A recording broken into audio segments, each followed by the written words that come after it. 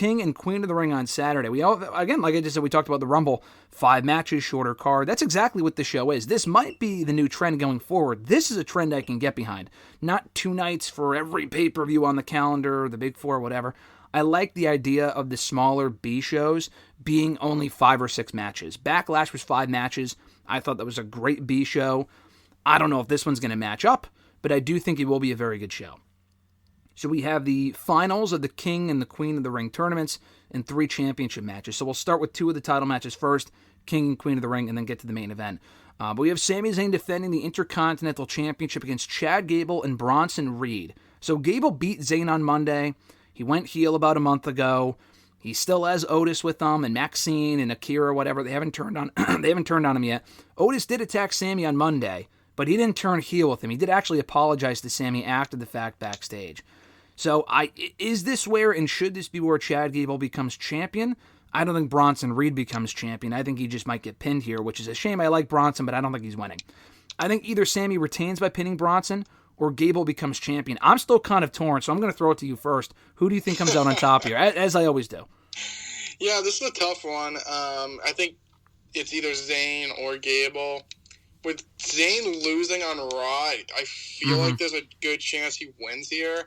If he, I don't know, like the whole Otis thing, like, yeah, he did help Chad on Raw, but I don't know, I don't think they'd have him lose back-to-back here. That just doesn't seem kind of like booking-wise. So I'm going to say Sami retains, beats Bronson. Maybe we get like the breakup between Chad and Otis at King of the Ring, and that distracts Chad. Something happens, and then like I said, Sami just pins Bronson. I think Sami wins here.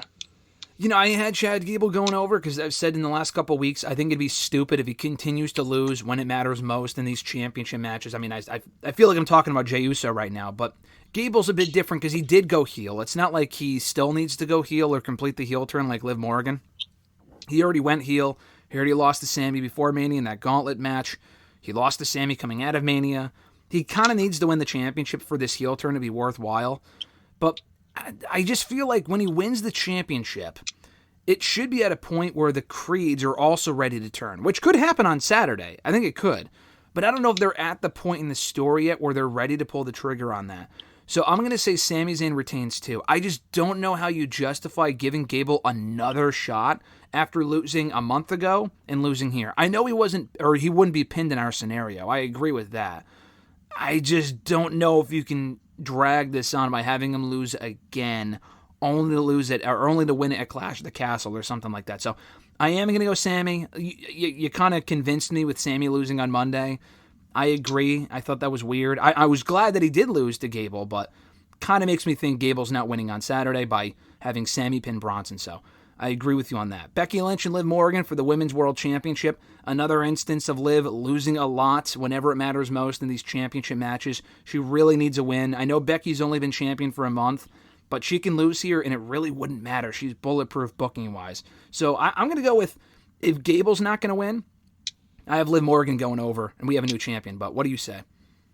I was going to say the exact same thing. With Liv, similar with Chad, LA Knight, Jey Uso, you could scramble all these people together. They cannot win when it matters most. Yep. The fans are, I don't know why. Maybe because we have champions that people care about, but, I mean, 10 years ago, the seats would be on fire. People would be so out on all these people who are still somehow over. They never win it matters most. I think, like you said, Becky is bulletproof. Her championship run kind of has just been there. I mean, I don't know if there's just have her win the belt just to drop it to Liv now. She hasn't really done a ton. I mean, they have teased her in Damage Control, her and Lyra. But I think this is Liv's time. If she loses here, I mean, I don't really know how she gets another title shot. Yeah. I don't know how the fans don't hop the rail. I know they're in Saudi Arabia. They're not the most rabid crowd, but I mean, if Liv doesn't win here, I don't think it's ever going to happen at this point. So I'll go with Liv. I think it makes the most sense, and she can't lose again. I mean, you got to strike when the iron's hot. That's the thing. I just feel like she has to win here because, like you said, like I said with Gable a moment ago, how do you justify giving her another championship shot in a month or at Clash of the Castle or on Raw or whatever? She already lost the Battle Royal. She lost to Becky before Mania. She's lost to Rhea Ripley a few times. She lost in the Royal Rumble. She was second place there. she's always the bridesmaid, but never the bride, and I think she needs to become the bride here by becoming the new women's world champion. Maybe cementing the heel turn by cheating to win. I just feel like that makes the most sense. If they want to have her lose and attack Becky afterward, cool. That was my original idea, like a few weeks ago. But that was before Liv started acting like a complete bitch on these shows as a heel. I mean, she's been in total heel mode the last couple of weeks. It's not like she's on the line. Like, she is definitely a heel at this point. So they should absolutely crown her on Sunday, or Saturday, rather, as the new champion. Queen of the Ring tournament final first. Obviously, we don't know who's going to be representing SmackDown in the men's and women's tournaments. As of this recording, we'll find out on SmackDown tomorrow. Lyra Valkyria, your girl, did advance on Monday night by beating Io Sky in the finals, or the semifinals rather. A really good match. She beat Dakota Kai 2 weeks ago and Zoe Stark last week. So she's been on a roll so far in the Raw roster, gradually getting over too. That's the key, which is nice to see. They've been booking her well. She has the Becky Lynch alliance. That makes sense. They've done right by Lyra so far. I don't think she wins in the finals, though. I do think it'll be Nia Jax. I think Bianca and Lyra is a weird matchup. I think Nia wins on Friday, somehow, someway, beating Bianca, who's got the storyline injury anyway. I think Nia advances, and Nia beats Lyra, and we get Queen Nia, which is an odd thing to say, but I do think Nia is probably being primed for a championship match coming out of the tournament anyway. So, who do you think is going to win on SmackDown, and who do you think's who wins between that person and Lyra on Saturday? Yeah, I think it's like you said. I think Becky or Bianca and Lyra would be just a weird dynamic. So I think it's Nia will win. I would hope Lyra could get a win here. Like I said, maybe just pull something out. But I kind of agree with you. I think Nia's kind of getting groomed for a title shot on SmackDown. This makes sense. Lyra doesn't have to win. She can kind of like look good in defeat. Losing to Nia, who's obviously bigger than her. I mean, I feel like there could be some hope spots in there. She could win. But I'm going with Nia as well. I don't think it kills Lyra to lose here. She made all the way to the finals, losing to Nia, who's obviously significantly bigger. I mean, I don't think it hurts her, so I'm going with Nia as well. Yeah, and if Lyra wins, that's a pleasant surprise, and that would be great too. But I think Nia winning probably makes more sense. I don't think she can hit Nia with the Night Hawk, or whatever the fuck it's called. So yeah. I don't think she gets her up for that. She might try to hit another move. She used to do like a friggin' leg drop or something off the top. She's had a lot of finishers over the years, did Lyra. She might try something else, but yeah, no, I don't even think she can get her up for it. Therefore, she might win off a fluky finish or something, as she did by beating... Did she beat Io decisively on Monday? I don't remember. No, she didn't. She was a roll-up. Okay, it was a roll-up. Okay, you could do something similar there, but I do think Nia goes over. I think Io went for like the Meteor dive, and she kind of like reversed it and like hooked the leg. Okay, that's what it was. Yeah, she didn't hit her with the finisher clean, so they can always go back to that too. Whatever the fuck it's called. Yeah. So she can always go back to that too, coming out of the show, whether she wins here or not. Gunther advancing on Raw to the finals. SmackDown, you got Randy Orton and Tama Tonga. So my worst fear has not been realized. Jey Uso did. I know, unfortunately for you, but he did not advance to the finals.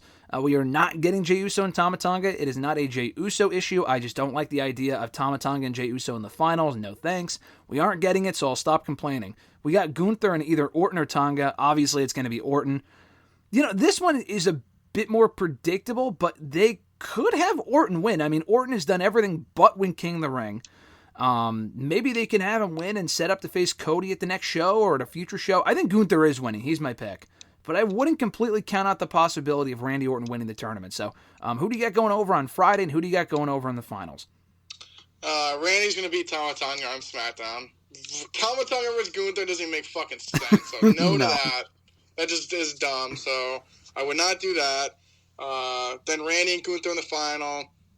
I mean, I just feel like it's Gunther all day. Maybe they give us a little surprise with Randy, but I don't know. I just feel like it's Gunther. Gunther wins LOL, and he's primed for a title shot somewhere down the line. And I guess you could do the same thing with Randy, but I don't know. I just feel like him beating Gunther just doesn't.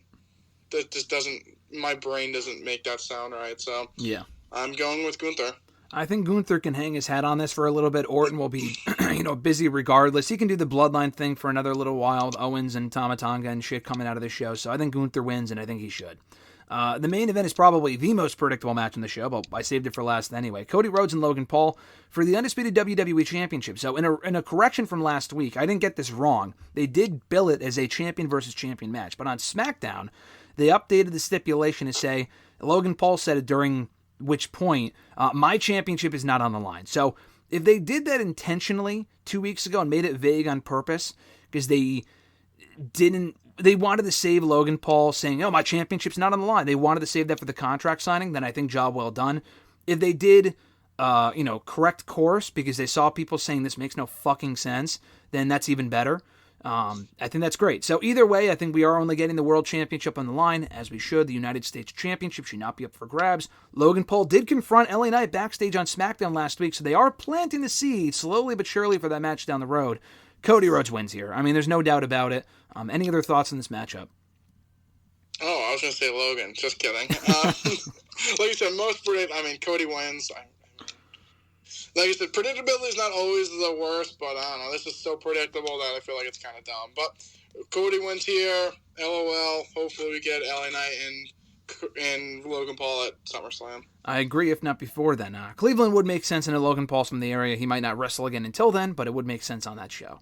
I liked the match. I said last week, my only gripe with it was the double title thing, which was stupid. I don't think the United States champion should be getting a world title shot only to lose. I don't love that. But the match itself, it's a fresh match. We've never seen it before. Cody Rhodes is super fucking over. Logan Paul is really hated as a heel. I like the dynamic. I don't know if it's going to be as hot of a dynamic in Saudi Arabia, but I do think the match will deliver, though. Logan Paul has been very impressive so far in WWE, in the ring, and in other aspects as well, but specifically in the ring. And I think he'll go in there and give a great performance before eating defeat.